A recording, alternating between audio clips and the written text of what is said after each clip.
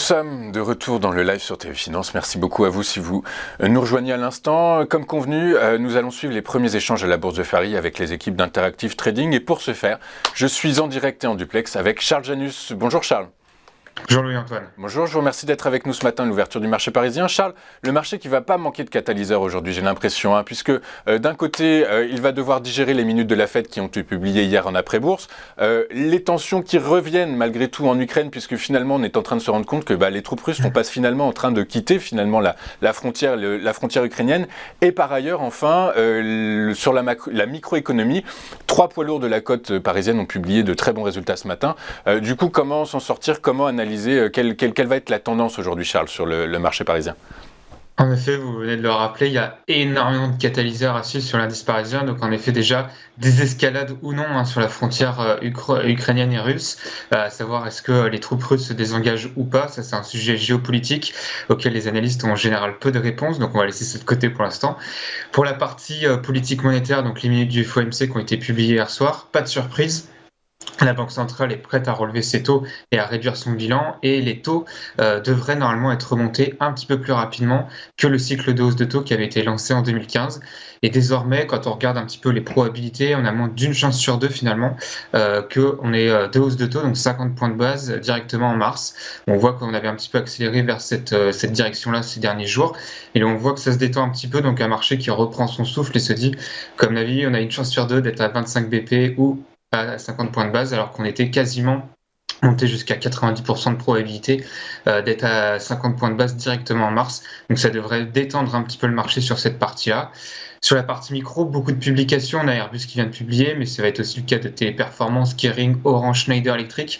Donc pas des gros poids lourds du CAC 40 comme un LVMH, mais par contre, on a plusieurs segments de marché à l'intérieur de l'indice parisien qui vont venir publier, donc apporter un petit peu de volatilité.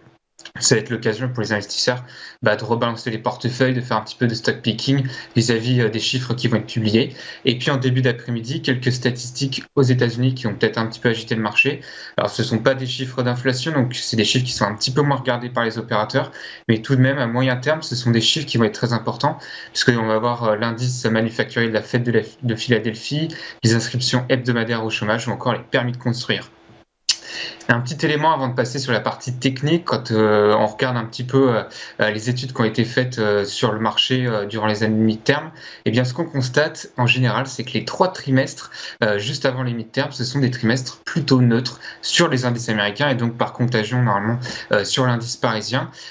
Pourtant, quand on regarde les indices, depuis le début de l'année, alors ils sont en léger repli, mais ce qu'on voit, c'est que par exemple, l'indice CAC 40 fait un ping-pong incessant pour l'instant entre 6008, 6009 et la borne haute vers 7100, 7150. Et donc, ça remplit bien pour l'instant ces critères-là. Et donc, il faut s'habituer maintenant à aller faire des ping-pong dans un trading range sur les indices. Alors attention, ça ne veut pas dire qu'il ne se passe rien sur les indices, on le voit bien depuis le début de l'année. Le compartiment tech qui se dégrade un petit peu avec des fortes baisses. Par exemple, dans l'indice parisien, quand vous regardez Hermès et Dassault Systèmes, on a perdu 20-30%. C'est pareil sur la cote américaine avec la moitié des valeurs du Nasdaq qui ont perdu plus de 50%. Et pourtant aussi, on a un compartiment value qui se sent mieux avec Orange, par exemple, qui prend 15% depuis le début de l'année. Donc, on a l'impression que le CAC 40 ne fait rien, mais pourtant à l'intérieur il y a énormément de mouvements. On appelle ça une rotation sectorielle où l'argent passe d'un compartiment de marché à un autre compartiment. Donc voilà ce qu'on peut faire un petit peu sur l'indice parisien, plutôt que jouer l'indice qui est un petit peu neutre. On peut aller chercher un petit peu à travers du stock picking des valeurs qui s'en sortent un petit peu mieux à l'intérieur de l'indice parisien. Et puis, ce qu'on peut constater maintenant pour l'investisseur de moyen à long terme sur l'indice parisien, c'est dès qu'on a des replis vers la moyenne mobile à 200 périodes, donc ce trait noir qui monte et qui rejoint les cours, sur lequel on s'est appuyé en début de semaine, qui a bien réagi, eh bien on peut reprendre des positions. Ça correspond à peu près à la zone qu'on avait indiquée il y a de cela une semaine. Dès qu'on passe en dessous de 6009, qu'on se rapproche des 6008, on peut recommencer à reconstruire des positions acheteuses pour prolonger ensuite nos achats jusqu'à 7100, 7150, où à partir de là, on va commencer à alléger, puisqu'on va arriver sur une zone de résistance de moyen terme, et donc il est beaucoup moins important de prendre position à ce moment-là. Donc vous voyez, beaucoup de catalyseurs à suivre, toujours des achats sur repli à faire en principe, et puis essayer d'aller faire du stock picking à l'intérieur d'un indice parisien pour éviter d'être victime, on va dire, de cette neutralité pour l'instant sur l'indice. Ok, c'est très clair, merci beaucoup Charles. J'ai une question, Merci c'était pas préparé et c'était pas l'objet. vous nous parlez de stock picking. Je suis désolé, hein, c'est de l'impro, mais vous nous parlez de stock picking du coup sur le CAC. Est-ce que vous auriez des valeurs comme ça sous le coude à nous proposer, à nos téléspectateurs, Charles? Alors, par exemple, on va plutôt essayer de se défaire de toutes les valeurs qui sont tech. On va dire que pour l'instant, les volumes vendeurs, tout ce qui est croissance, donc LVMH, Dassault par exemple, on va éviter ces valeurs-là, mais on va plutôt aller chercher des valeurs du secteur bancaire et du secteur utilities. Alors, ça va être des BNP Paribas, des Sociétés Générales, etc. Donc, toutes ces sociétés-là ou encore des Veolia.